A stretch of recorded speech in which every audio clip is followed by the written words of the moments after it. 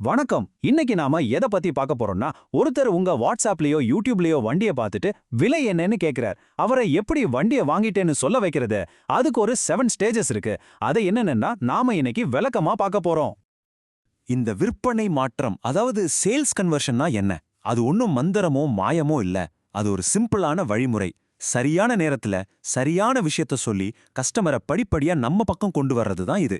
இத மட்டும் நம்ம சரியா கத்துக்கிட்டோம்னா நம்ம கிட்ட வர்ற ஒவ்வொரு விசாரணையையும் விற்பனையா மாத்துறது ரொம்பவே ஈஸி. சரி, இந்த முழு பயணத்தையும் ஒரு வரைபடம் மாதிரி பார்க்கலாம். முதல்ல ஒருத்தர் நம்ம கிட்ட கேட்கும்போது என்ன செய்யணும், அப்புறம் அவங்க நம்பிக்கையை எப்படி பெறுவது, கச்சிதமா எப்படி விற்பனையை முடிக்கிறது, வண்டி வாங்கினதுக்கு அப்புறமும் அவங்களோட எப்படி தொடர்புல இருக்கிறதுன்னு எல்லாத்தையும் ஒன்னு ஒன்னா பார்க்கலாம். ஒரு விற்பனையோட வெற்றி எங்க ஆரம்பிக்குது தெரியுமா? ஒரு கஸ்டமர் உங்க யூடியூப் வீடியோவை பார்க்குற அந்த முதல் நொடியில, இல்ல உங்க வாட்ஸ்அப் நம்பருக்கு மெசேஜ் பண்ற அந்த ஒரு நிமிஷத்துல.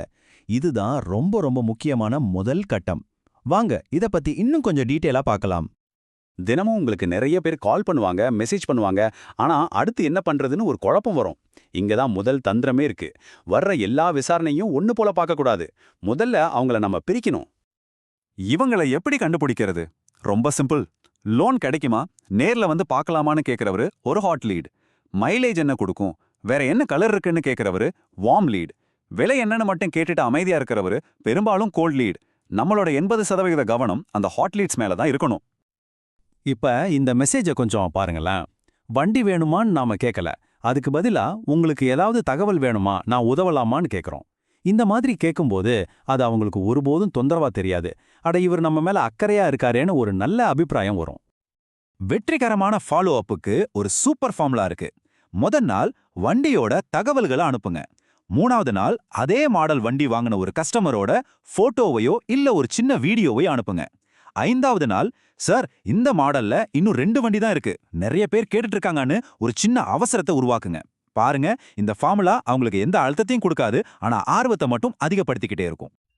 ஓகே, இப்போ கஸ்டமரோட கவனத்தை நாம ஈர்த்துட்டோம். அடுத்து என்ன? அந்த கவனத்தை ஒரு அசைக்க முடியாத நம்பிக்கையா மாத்தணும். அது எப்படின்னு பார்க்கலாமா? வாங்க அடுத்த கட்டத்துக்கு போகலாம். இந்த ஸ்லைட்ல ஒரு முக்கியமான வார்த்தை இருக்கு பாருங்க. சமூகச் சான்று அப்படின்னா என்ன? சிம்பிளா சொன்னா, உங்களை தவிர வேற யார் உங்க வண்டி நல்லா இருக்குன்னு சொல்றாங்கன்றது தான்.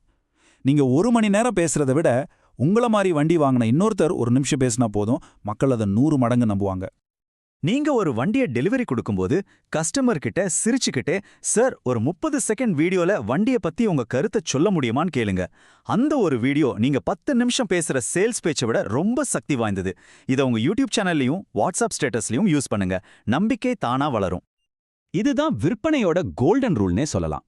எங்க வண்டியில இந்த ஸ்பெஷாலிட்டி இருக்கு, அந்த ஃபீச்சர் இருக்குன்னு சொல்றத நிறுத்திட்டு முதல்ல உங்களுக்கு என்ன சார் தேவைன்னு கேளுங்க. ஒரு டாக்டர் மாதிரி அவங்களோட பிரச்சனையை முதல்ல காது கொடுத்து கேட்கணும்.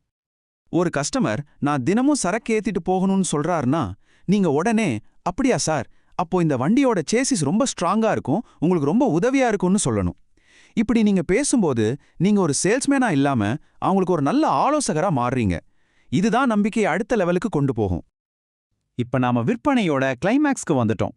கஸ்டமர் உங்களை நம்புறாரு, வண்டியும் அவருக்கு பிடிச்சிருக்கு. ஆனா ஒரு சின்ன தயக்கம் இருக்கும்.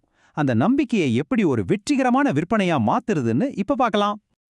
மனுஷங்களோட இயல்பே அதுதான். ஒரு விஷயம் எவ்வளவு நல்லதா இருந்தாலும் முடிவெடுக்கிறது மட்டும் தள்ளி போட்டுக்கிட்டே இருப்போம். சரி, யோசிச்சு சொல்றேன்னு சொல்றான் அந்த ஒரு வார்த்தையில தான் நிறைய சேல்ஸ் கை நழுவி போயிடும். அதை தடுக்கணும்னா இப்பவே வாங்கணும்னு அவங்களுக்கு ஒரு காரணத்தை நம்ம உருவாக்கி கொடுக்கணும். நம்ம சும்மா காத்துக்கிட்டு இருந்தா ஒண்ணு கஸ்டமரோட ஆர்வம் குறைஞ்சிரும், இல்லனா வேற யாராவது ஒருத்தர் இன்னும் கொஞ்சம் கம்மியா சொல்லி டீலை முடிச்சிருவாங்க. ஆனா நாமளே, சார் இந்த வாரத்துக்குள்ள நீங்க முடிவு பண்ணீங்கன்னா இன்சூரன்ஸை நாங்களே இலவசமா பண்ணி தர்றோம்னு சொல்லும்போது அது அவங்கள டக்குன்னு முடிவெடுக்க வைக்கும். பற்றாக்குறை, அதாவது ஸ்கேர்சிட்டின்றது ஒரு பவர்ஃபுல்லான சைக்காலஜி டெக்னிக்.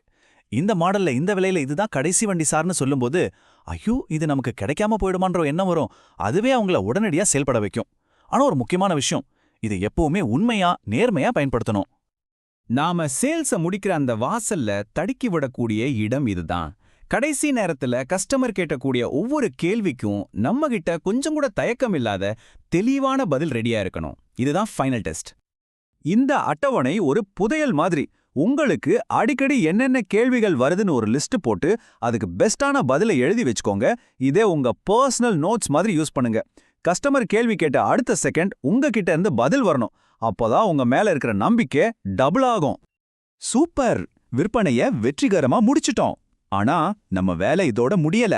வண்டி வாங்குற அனுபவத்தை ரொம்ப ஈஸியாக்கி ஒரு நீண்டகால உறவை எப்படி உருவாக்குறதுன்னு இப்ப பார்க்கலாம். பணம் கட்டுறது, பேப்பர்ல கையெழுத்து போடுறத மாதிரி கடைசி நேர வேலைகள் ரொம்ப நேரம் எடுத்தாலோ குழப்பமா இருந்தாலோ கஸ்டமர் மனசுல அடடா சரியாதான் முடிவு எடுத்தோமான்னு ஒரு சின்ன சந்தேகம் வந்துடும். அதனால இந்த ஃபைனல் ஸ்டெப்பை எவ்வளோ முடியுமோ அவ்வளோ சிம்பிளா ஸ்மூத்தா மாத்துங்க. கஸ்டமர் கிட்ட ஒரு சிம்பிளான செக்லிஸ்ட் மாதிரி கொடுங்க. முதல்ல இந்த ஃபார்ம் சார், அடுத்து இது, கடைசியா இது, அவ்வளோதான் முடிஞ்சிடும். தெளிவா சொல்லுங்க. என்ன நடக்குதுன்னு அவங்களுக்கு தெரிஞ்சா அவங்க ரிலாக்ஸா இருப்பாங்க. எந்த சர்ப்ரைஸுக்கும் இடமே கொடுக்காதீங்க. ஞாபகம் வச்சுக்கோங்க, ஒரு கஸ்டமர் உங்ககிட்ட இருந்து வாங்குறது ஒரு வண்டியை மட்டும் இல்ல, ஒரு நல்ல அனுபவத்தையும் சேர்த்துதான். அந்த மன அழுத்தமே இல்லாத அனுபவம் தான் அவங்களே இன்னொரு கஸ்டமரை உங்ககிட்ட கூட்டிட்டு வர்றதுக்கான ஒரு சூப்பரான விளம்பரம். வண்டி வித்து ஒரு வாரம் கழிச்சு சும்மா ஒரு ஃபோன் பண்ணி, சார் வண்டி எப்படி இருக்கு, எல்லாம் திருப்தி தானேன்னு கேளுங்க. அந்த ஒரு நிமிஷ கால் நீங்க பண்ற 10 விளம்பரத்துக்கு சமம். அப்படியே உங்கள மாதிரி உங்க நண்பர்கள் யாருக்காவது வண்டி தேவைப்பட்டா என் நம்பரை கொடுங்க, அவங்களுக்கு ஒரு ஸ்பெஷல் தள்ளுபடி செஞ்சு தரலான்னு சொல்லுங்க. இதுதான் உங்க வியாபாரத்தை அடுத்த கட்டத்துக்கு கொண்டு போகும். இப்போ இந்த கேள்விய உங்களுக்கு நீங்களே கேட்டுக்குங்க. நாம பார்த்த இந்த 7 ஸ்டேஜ்ல உங்களுக்கு எது பெரிய சவாலா இருக்கு? ஃபாலோ பண்றதா இல்ல கடைசி நேர சந்தேகங்களுக்கு பதில் சொல்றதா? எந்த இடத்துல உங்களுக்கு சவால் இருக்குன்னு கண்டுபிடிச்சு இன்னைக்கு நம்ம பார்த்த டிப்ஸ்ல ஒன்னையாவது உடனடியா செயல்படுத்த ஆரம்பிங்க. சின்ன சின்ன மாற்றங்கள் தான் பெரிய வெற்றிகளை கொண்டு வரும்.